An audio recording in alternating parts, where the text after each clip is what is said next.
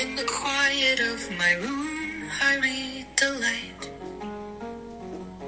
Words on pages like stars in the night.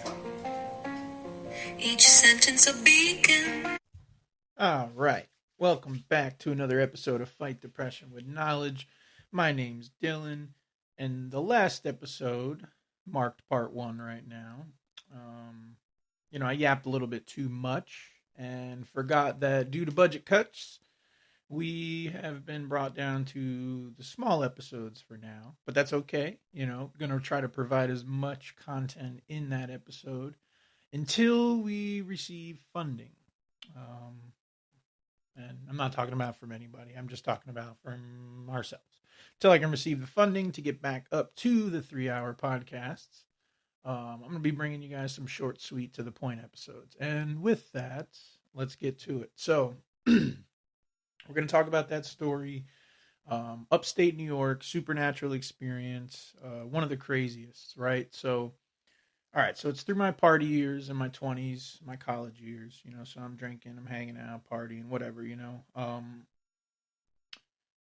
Had just got out of a kind of one of my more serious relationships in my life. Just got out of it, so, imagine, the heartbreak and depression, whatever. Oh, poor me type shit, right? Oh, excuse me, poor me type stuff, right? So that's where I was. And all right, so I had met this girl through some friends, and um, you know, long story short, was kind of like a rebound situation, and was at her. I went to her apartment one night. One of my buddies had dropped me off, whatever, hanging out, her and I, and I remember hearing some stories about this chick, but kind of just like didn't really think much of it. Kind of ignored it, like most people do. Um, now I remember sleeping over that night, and I was on the couch. She had a child, and they were in the bedroom.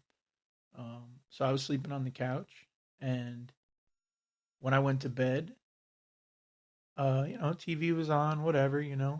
Um, I had this really super, I guess you could call it, what do they call it?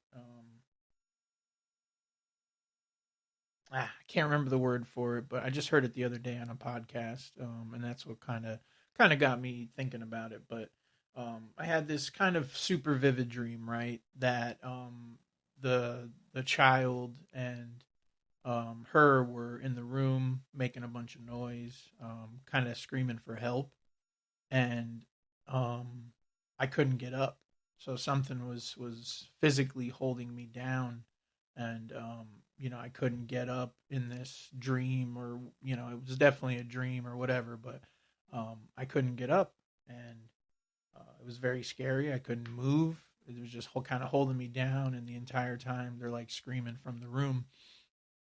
And I remember at one point I kind of snapped out of it and was able to move, and I didn't get up. I just moved. I could all of a sudden move like I was up in in the reality, like the TV was on and everything, and I could move my hands and my feet. And I remember thinking how crazy that was, and then all of a sudden I heard like a big deep breath, like right in my ear. So I'm laying on the couch and I hear this, and I'm so freaked out because, obviously something exerted enough energy to do that to me, and then was kind of letting out that exhaustion. That's kind of how I took it. Um, and I kind of, turned the other way and tried to go back to bed. Um, yeah, very, very scary stuff when you really think about it. And at that time, I kind of chose to ignore it. I did ask the person the next day, like, has there ever been any, experiences that you've had with, anything. And she tried to say like, "Oh yeah, my dad has been following me all my life and da da da da," and whatever. But I heard she also, used to play with Ouija boards and places and channel that dark energy. So she could have just had something attached to her, and it being very very evil. Um, so yeah, needless to say, I never went back. I never entertained hanging out with her again. That was a very spooky experience. And I at this time, already believed in like, paranormal stuff and ghosts, and we all watched, Ghost Adventures and Paranormal Activity, that kind of stuff. Um and I did and I do believe, in that stuff at the time, but now, having a more open belief to that sort of evil, um you know, fallen spirits, the Nephilim, it's or excuse me, fallen angels, the Nephilim, like it's it hits a little bit different. And I can remember, like I said, clear as day, the right now, that breathe, that breath, that exhale of energy, if you will, the exhale of a breath, right in my ear. So if you can picture me laying down on a couch, my head on the pillow or whatever, maybe not even a pillow, to be honest, but right in my right ear, I'm faced up on the couch. I hear this breath, and my hair's standing up just telling this story, just because of how close to evil I really was and didn't even really know it. Um, but like I kind of talked about in part one, I believe myself to be a good person. My values, the heart I have, the care I have for others, even completely random people. But trying to do good in this world while I still can. And I don't know if the evil thing knew that about me. I have no clue, but I've heard some very good podcasts since, in the past couple weeks that have talked about the spirit realm, and you know Top Lobster on NDS will talk about The Shining. That boy is shining, and that reference of how they know that something about that person before they even know it. So you just, I like that whole idea, because it does make sense to me. And um, there's people who are probably sought out to do good things in this world, that get trapped by evil. And I'm still battling, man. We all got our battles, and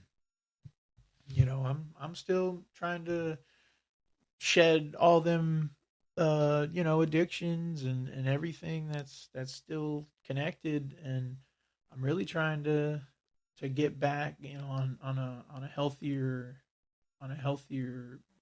mind, body, and spirit. And that's all we can do is try. And there's a lot of temptations in this world, whether it be freaking gummy bears at the grocery store, or energy drinks instead of coffee, or even coffee, is too much, is no good. And so we're all trying to do good. Um, but yeah, man, that supernatural experience there. Why did it get disconnected? I don't know. But yeah, that supernatural experience there. You know, I do now think about it more as the dark energy that she was messing around with and she was attached to. Um, I really do. And could it have been a family member? Yeah, of course. It could have been.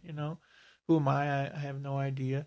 But it was a very real, scary experience, and that one there kind of solidified for me that that was my supernatural experience, and I knew without a doubt, that there was other stuff on that kind of realm, that spiritual realm.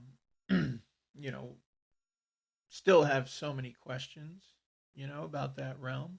But some of them get answered just by dipping into God's word. They really do.